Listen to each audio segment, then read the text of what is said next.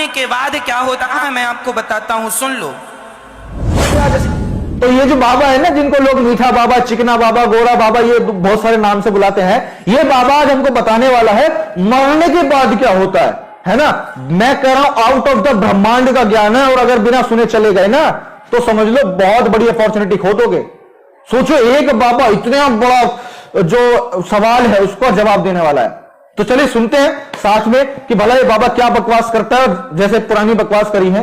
चलिए सुनते हैं। जब आदमी मरता है तो हम क्या करते हैं, हमारे यमदूत जाते हैं। अच्छा, यमदूत जाते हैं और उस आदमी को पकड़ कर लाते हैं जिसकी मृत्यु का समय नजदीक है। उसके गले में फांसी का फंदा डालते हैं और वह जीवात्मा को, छोटी सी जीवात्मा जिसे हम कहते हैं कि सूक्ष्म शरीर, उसी को पकड़ करके ये शरीर रह जाता है, यमदूत उसे पकड़ कर ले जाते हैं। अच्छा। और वह पकड़ में आ जाता है। हाँ। है ना। हाँ। वह पकड़ में आ जाता है, ले जाते हैं। पुण्यात्मा होता है तो जरा संभाल कर ले जाते, पुण्यात्मा होता है तो उसके लिए बढ़िया व्यवस्था आती है। ओहो, BMW में पापी होता है तो घसीट कर ले जाते हैं। किसी ने भोजन दान दिया है तो उसे यमदूत भोजन भी कराते हुए ले जाते हैं। अरे वाह। और भोजन नहीं दिया, यमदूत 2 कोड़े जमाते, चल भूख लगी है, भूख लगी है। आज जीव चिल्लाता है बड़ी भूख लगी, यमदूत तो कहीं होटल नजर आए तो जरा 2 पराठे खवा दो। ओए होए होए होए।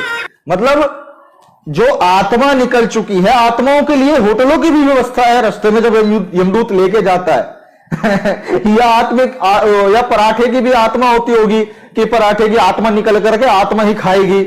अरे यार, कितने अखंड लोग हैं, लोग इसको ध्यान से सुन रहे हैं कि हाँ भाई ऐसा ऐसा होता होगा। चलो आगे सुनते हैं। यमदूतों ने कहा, तूने कभी किसी को पराठे खवाया? तूने किसी को 2 रोटियां दी? नहीं, बल्कि औरों की रोटियां तूने छीनी है, 2 कोड़े मारा। चल, अरे पाँव में जलन हो रही है, जरा जूते चप्पल की दुकान मिले सो कहीं पहना दो। यमदूतों ने कहा, तूने कभी किसी को जूते चप्पल पहनाए? कछा सनने गया था तो दूसरे की पहन के आ गया था। चल, 1 कोड़ा मारा, चल यहां से। और चलते चलते जीव को यम राज के पास प्रेजेंट करते हैं, खड़ा करते हैं। यमराज के सामने जब खड़े हुए तो डर जाता है ये जीव। यमराज जी ने कहा, बैठ यहां पर। यमराज जी बैठते हैं और अपने बाजू में उसे बिठा लेते हैं, और सामने वहां एक बहुत बड़ी टीवी लगी है। उस टीवी में आपने जन्म से लेके मृत्यु तक जो जो किया सब रिकॉर्ड कर लेते हैं। यमराज जी भी बड़े चतुर हैं, सब पूरा वीडियो बना के रखते हैं। ओहो। और वहां पर वो अपने कंप्यूटर से पेन ड्राइव में डाल के फंसा देते हैं और चलता है। कंप्यूटर में पेन ड्राइव भी है ऊपर। जन्म से मृत्यु तक तुमने जो जो किया है, अच्छा बुरा सब वहां पर हिसाब किताब होता है। यमराज जी कहते हैं, देख तूने मनुष्य का शरीर पाया, देख किसी के साथ तू कितना दुर्व्यवहार कर रहा, किसी को मार रहा, किसी को सता रहा, इसीलिए तुझे भेजा था। अब ये डर जाता है। तब वहां पर यमदूत हिसाब करते हैं। अच्छा। यमराज जी, इसके बहुत सारे पाप हैं और पुण्य तो ना के बराबर है। बहुत कम पुण्य किया है इसने, पाप ज्यादा किया। अब क्या करना है? बोले पाप ज्यादा है, हाँ तो पहले एक काम करो, इसके पापों की सजा दो। तो पापों की सजा क्या? वहां बड़े बड़े नरक हैं। अच्छा। रौरव, महारौरव, अंध्र, तामिश्र, कुंभी, पाक, काल, सूत्र, असिपत्र, वन, सूकर, मुख, अंधकूप, ऐसे बड़े बड़े नरक की व्यवस्थाएं उन नरकों में डाल दिया जाता। अरे नरकों में क्या व्यवस्थाएं हैं? बड़ी बड़ी कढ़ाइयां, उनमें तेल उबल रहा है और जीवात्मा को उसमें डाल दिया जाता, जीरे की तरह छौंका लगा दिया जाता। बड़ा मांस खाया, ऐसी मुर्गी तूने भूंजी है, ऐसी मछली भूंजी, अब तू भी भूंज। ये व्यवस्थाएं हैं। वहां बड़े कांटेदार पेड़ हैं, जंगल में दौड़ाते हैं, कोड़े कोड़े बरसाते हैं, बहुत यातनाएं मिलती हैं। वो यातनाएं भोगने के बाद यमराज जी कहते हैं, जाओ अब 84 का चक्कर लगाओ। ये 84 लाख योनियां जो हैं ये क्या है? ये तुम्हारे कर्म दंड ही तो हैं। जो तुमने गलत किया है उसी के कारण तुम्हें कुत्ता बनना पड़ा। ये जो कुत्ता तुम्हारी गली में घूम रहे हैं ना, ये सब तुम्हारे गली के कल तक मालिक हुआ करते थे। जो पड़ोसी मर गया तुम्हारी गली वाला, वो मर के उसी गली का कुत्ता बन के आ गया। वाह वाह, क्या सोच है तेरी। क्योंकि कर्मदंड तो भोगने हैं। कुत्ता बनो, फिर बिल्ली बनो, फिर चमगादड़ बनो, फिर नाली का कीड़ा बनो, फिर हाथी बनो, फिर सुअर बनो, फिर मगर बनो, फिर मछली बनो, फिर पेड़ बन के खड़े रहो, फिर ये बनो वो बनो। तमाम 84 लाख योनियों को काटने में हजारों साल लग जाते हैं। 84 लाख योनियां। भाई एक योनि माना कि कुत्ते की आयु 10 साल है, तो 10 साल के बाद फिर दूसरा बिल्ली, बिल्ली भी माना कि 5 साल, तो 15 साल। फिर हाथी बनाया, हाथी 50 साल जिंदा, 50 साल तक हाथी। फिर पेड़, पीपल की आयु तो 500-500 साल की होती। बने खड़े हो खड़े हो खड़े हो। ये पेड़ पौधा ये भी हमारी योनियां, 84 लाख योनियों में ये भी एक योनि। बन जाओ पेड़, खड़े रहो। ज्यादा पुण्यात्मा होगे तो वृंदावन का पेड़ बना के भेज देंगे बिहारी जी।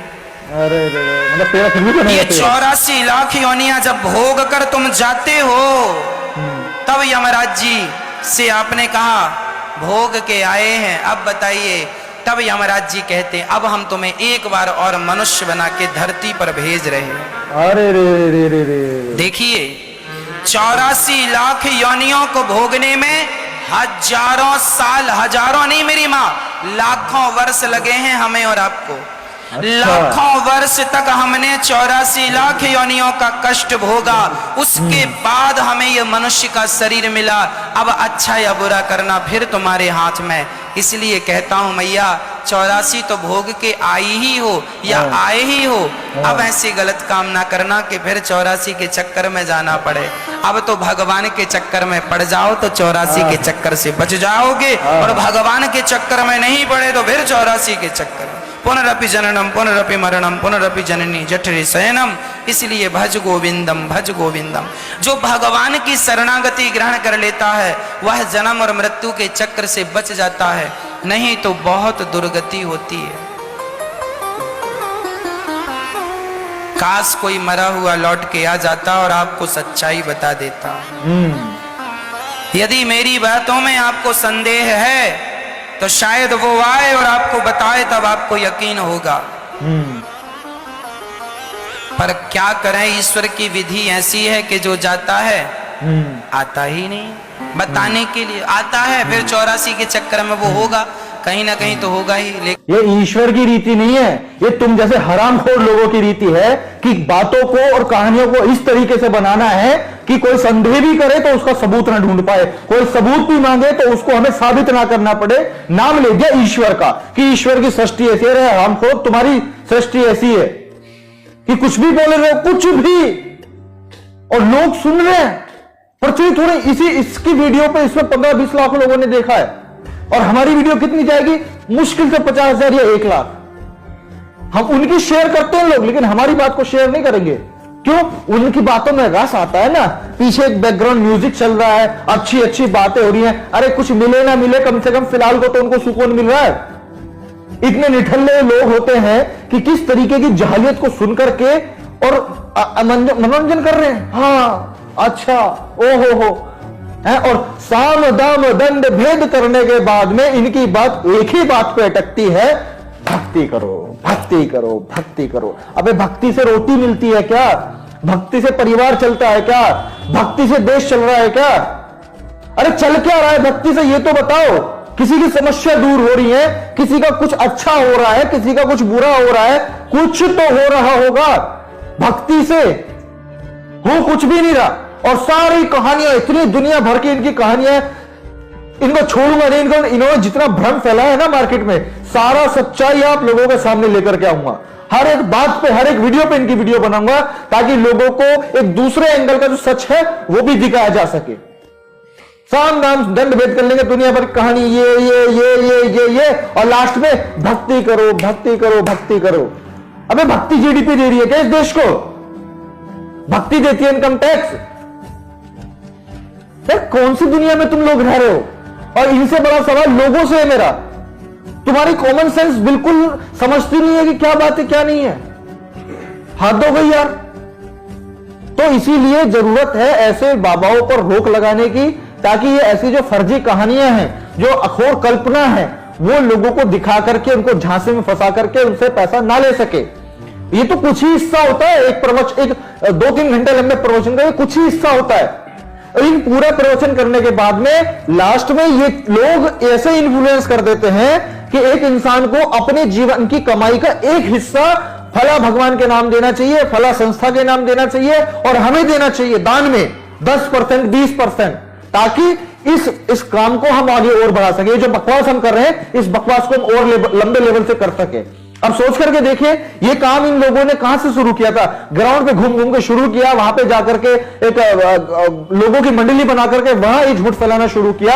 उसको फैलाने के बाद में लोगों से डोनेशन ले लेकर के चंदन ले करके पंडालों में इन्होंने प्रवचन दिए, जागरण करके प्रवचन दिए, और आज उन लोगों से डोनेशन लेके, उन लोगों का पैसा लेकर के आज ये लोग नेशनल टीवी तक पर इसी तरह की बकवास करते हैं। उनसे डोनेशन लेकर के उन्हीं को दलील करते हैं, उन्हीं का पैसा लेकर के उन्हीं लोगों को प्रताड़ित करने का काम करते हैं। सोचिए कैसी व्यवस्था चली हुई है। और ये आप और हम जैसे लोग जो देश और समाज में, वही लोग इस चीज को चला रहे हैं। ये लोग उसी डोनेशन, उसी पैसे के चंदे से इतना बड़ा आज इन्होंने अपना वर्चस्व बना लिया है कि हम और आप जैसा कोई सामान्य आदमी इन लोगों से सवाल तक नहीं कर सकता। और अगर कोई करता है तो ये लोग उसको मरवा देते हैं, धमकी दिलवाते हैं, कानून दांव पेच में उलझाते हैं, किसी न किसी तरीके से उस व्यक्ति को इतना ज्यादा प्रताड़ित करते हैं ताकि वो अपनी आवाज को बुलंद ना कर पाए। और लोग इनको आज भी मजबूत बनाने में लगे हुए हैं।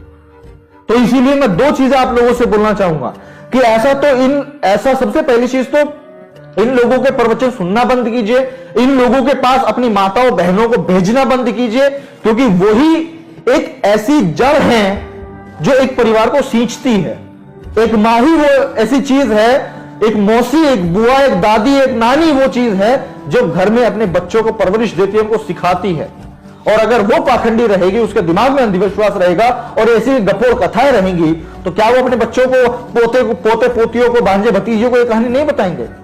और जब बचपन में उनकी कहानियां दिमाग में बैठ जाएंगी तो इस देश को सोने की चिड़िया बनाना असंभव है। इस देश को कभी भी हम डेवलप्ड कंट्री नहीं बना पाएंगे। तो इसलिए जरूरत है सबसे पहले इन लोगों के इन प्रवचनों पे प्रतिबंध लगाने की, सब अपने आप से, क्योंकि इतने बड़े तो अभी ना हम हैं ना आप हैं जो इनका ये धंधा चौपट कर दें या बंद कर दें या फिर इनका पंडाल बंद करवा दें, चैनल बंद कर दें। लेकिन इतना तो हम कर सकते हैं ना कि हम देखना बंद कर दें। दूसरी चीज, जो लोग इन लोगों के खिलाफ या इन लोगों की बातों पर निष्कर्ष निकालते हैं, इनसे सवाल करते हैं, समाज में अवेयरनेस फैलाने का काम करते हैं, मैं कहता हूं कि देश के सभी लोगों की रिस्पॉन्सिबिलिटी बनती है उन लोगों को सपोर्ट करना, ताकि वो लोग अपने काम को और ज्यादा मजबूती के साथ में करके इन लोगों का जो ये मनगढ़ंत कहानियां फैलाने का जो धंधा है ये बंद हो सके। जो मिसगाइडेंस ये करते हैं लोगों को, ये चीजें बंद हो सके। तो इसीलिए बदलाव लाने का प्रयास कीजिए, वीडियो को शेयर कीजिए। मैं आपसे मिलता हूं अगली वीडियो में, तब तक के लिए बहुत बहुत शुक्रिया। Thank you so much.